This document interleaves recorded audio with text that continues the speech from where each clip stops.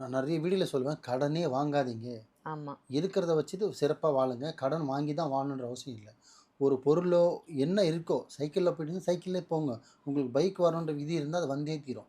கடன் வாங்கி தான் வாங்கணுன்ற அவசியம் இல்லையே. பைக்ல போயிட்டுருக்கேன், பைக்லயே போ. கார் வாங்கணுன்ற அவசியம் இல்ல. கடன் வாங்கி தான் வாங்கணும்னு அவசியம் இல்ல. ஒரு லிமிட்ல இருக்கு. இப்ப என் வருமானம் இருக்குப்பா. மாசம் ஆனா இவ்வளோ சம்பாரிக்கிறேன். சாப்பாடுக்கு, ஃபீஸுக்கு எல்லாம் போக என்னால இவ்வளோ சேமிக்க முடியும். என்னால வாங்க முடியும். உங்க ரேஞ்ச், உங்க ஸ்டேட்டஸ், உங்களோட உயரம் உங்களுக்கு தெரியும். அத வச்சு தான் நீங்க எட்டி பிடிக்கணுமே தவிர, குள்ளமா இருந்துட்டு எக்கி எக்கி பிடிச்சா என்ன ஆகும்? நம்ம தான் விழுவோம்.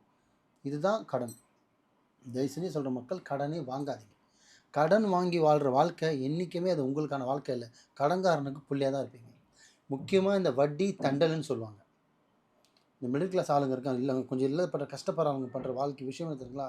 அவங்களோட ஆசைகளையும், அவங்களோட விஷயத்தைங்கள வந்து பெருமைக்குன்னா மொழி செய்யணும், பெருமைக்குன்னா சீர் செய்யணும், பெருமைக்கு எரும ஓட்டுற மாரி பெருமையா செய்யணும், பெருமையா செய்யணும், பேர நிப்பாட்டணும், பேர நிப்பாட்டணுன்ட்டு பேர கெடுத்துக்கிறாங்க. நீ 4 பேர்கிட்ட ஒரு குடும்பத்த நல்ல பேர் வாங்குறதுக்கு, ஒரு ஊர்ட்ட கெட்ட பேர் ஆயிடுற. என்னன்னு? கடன்காரன்னு. அந்த பேர் உன்ன மட்டும் சேருதா? உன் புள்ளைங்களையும் சேரும். கடன்காரனுக்கு புள்ளையா இருக்கிறான் பாரு அப்படின்னு. ஆமா. பாதிக்குதுல்ல. தன் புள்ளைங்களுக்கு பாதிக்குதுல்ல. ஊர சுத்தி கடன் வாங்கிட்டு, இப்ப அப்பங்காரன் வந்து ஒரு கடன்காரன் பேசும்போது புள்ளைக்கு கோவம் வருது. ஒரு அம்மாவுக்கு கடன் வாங்கி வச்சுட்டு, ஒரு கடன்காரன் வந்து அம்மாவ திட்டும்போது புள்ளைக்கு கோவம் வருது. அப்ப அங்க என்ன வருது? புள்ள போய் கேட்க போனா பகை வளருது. ஒரு கடனால எவ்வளோ தூரம் போற முடியும்? தயவு செஞ்சு கடன் வாங்காதீங்க.